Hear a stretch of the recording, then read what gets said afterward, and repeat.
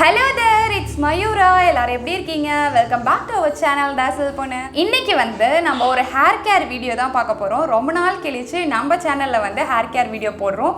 அது என்னன்னு பாத்தீங்கன்னா banana hair mask தான் இன்னைக்கு போட போறோம். So let's get into the video.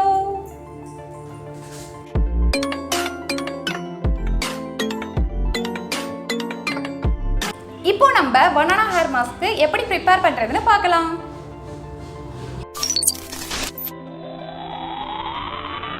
இன்றைக்கி பார்த்தீங்கன்னா நான் ஒரு பனானா எடுத்திருக்கேன். என் ஹேர் லென்த்துக்கு இந்த ஒரு பனானா கரெக்டாக இருந்தது. இதுவே பெரிய பனானா தான். ஸோ உங்கள் ஹேர் லென்த்துக்கு எவ்வளோ பனானா தேவையோ அந்த அளவுக்கு நீங்கள் எடுத்துக்கோங்க. இதை நான் குட்டி குட்டி பீஸாக கட் பண்ணி மிக்சர் ஜாரில் போட்டுக்கிறேன். நெக்ஸ்ட்டு 1 டீஸ்பூன் ஹனி ஆட் பண்ணிக்கிறேன். கேஸ்டர் ஆயில் 2 ஸ்பூன் சேர்த்துக்கிறேன்.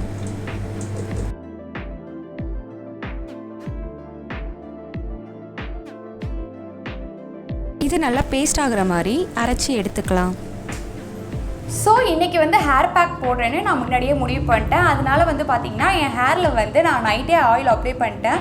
என் ஹேர் பார்த்தீங்கன்னா இப்போ நல்லா ஆயிலி ஆகிருக்கு. ஸோ எப்போவுமே ஹேர் பேக் அப்ளை பண்ணுறதுனாலும் சரி, ஹேர் வாஷ் பண்ணுறதுனாலும் சரி, முன்னாடி நைட்டே ஆயில் வச்சுடுங்க. அப்படி இல்லைனா ஹேர் வாஷ் பண்ணுறதுக்கு பிஃபோர் ஒரு 2 ஹவர்ஸ்க்கு முன்னாடியே ஆயில் வச்சுடுங்க. அப்போ தான் அந்த ஹேர் பேக் நம்மளுக்கு ஹேருக்கு பெனிஃபிட்ஸாக இருக்கும்.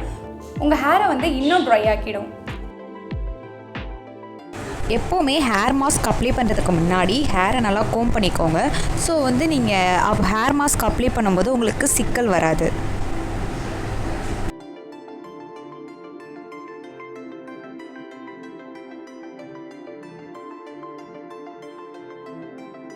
இப்போ இதை நம்ம ஹேரில் அப்ளை பண்ணிடலாம்.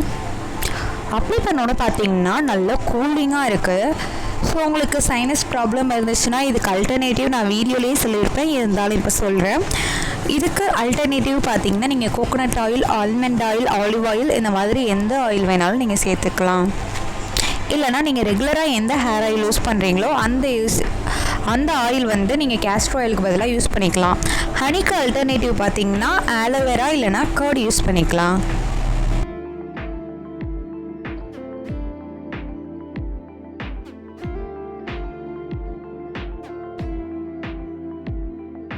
இப்போ 1 சைடு ஃபுல்லாக அப்ளை பண்ணியாச்சு.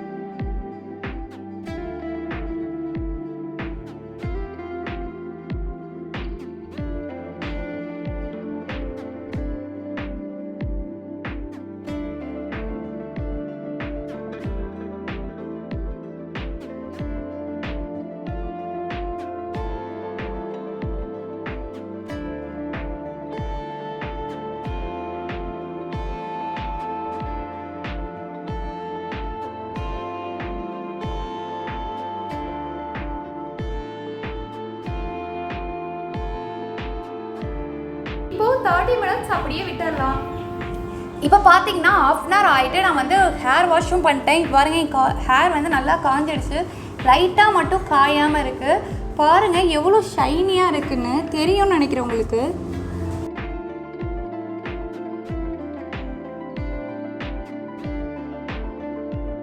ஹேர் உண்மையாலே ரொம்ப ஷைனியாக இருக்குது. அதோட என்னோடது பார்த்தீங்கன்னா ரொம்ப கர்லியாக இருக்கும். பட் ஆனால் இது ஏதோ கொஞ்சம் லைட்டாக ஸ்ட்ரெயிட்டன் அப் ஆன மாதிரி கூட இருக்குது. எனக்கு ரொம்ப நல்லா இருக்குது. எனக்கு இந்த இடத்துலலாம் ரொம்ப சாஃப்டாக இருக்குது. எப்போவுமே நம்ம ஹேர் வாஷ் பண்ணோம்னு பார்த்திங்கன்னா நம்மளுக்கு ஹேர் ரொம்ப ஃப்ரெஷ் ஆகிடும். பட் ஆனால் எனக்கு சாஃப்டாகவும் இருக்குது.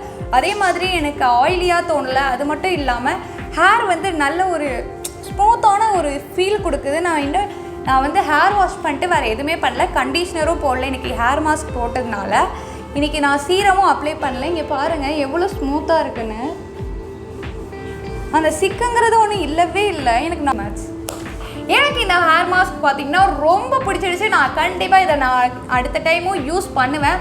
கண்டிப்பாக மந்த்லி ஒன்ஸ் கூட நம்ம இதை அப்ளை பண்ணலாம். நம்ம ஹேரில் ரொம்ப சாஃப்ட் ஆகிடும். நம்ம ஹேர் வந்து பார்த்திங்கன்னா ரொம்ப ஸ்மூத்தாகவும் ஆகிடும். ரொம்ப ஸ்மூத்தாக இருக்குது. நான் எவ்வளோ சொல்கிறது, நான் என்னோடய எக்ஸ்ப்ரெஷன் நான் எப்படி எக்ஸ்ப்ரெஸ் பண்ணுறேன்னு தெரில. பட் ஆனால் இட்ஸ் லுக் அமேசிங். பனானாவில் வந்து பார்த்திங்கன்னா பொட்டாசியம் நிறைய இருக்குது. அது மட்டும் இல்லாமல் விட்டமின் மினரல்ஸ் இருக்குது. இதில் வந்து பார்த்திங்கன்னா சிலிக்கான ஒரு இது இருக்குது. அது வந்து கொலாஜன் வந்து நம்மளோட ஹேரில் சிந்தசைஸ் பண்ணுறதுக்கு இதாகும். கொலாஜன் வந்து பார்த்திங்கன்னா நம்ம ஹேர் க்ரோத்துக்கு வந்து ரொம்பவே இது பண்ணும். அது மட்டும் இல்லாமல் ஒவ்வொரு ஸ்டாண்டுனா பார்த்திங்கன்னா ஒவ்வொரு முடியவும் அது ஸ்ட்ரென்த்தனாக்க வந்து ஹெல்ப் பண்ணுது. இந்த ஹேர் ஹெல்ப் பண்ணுது.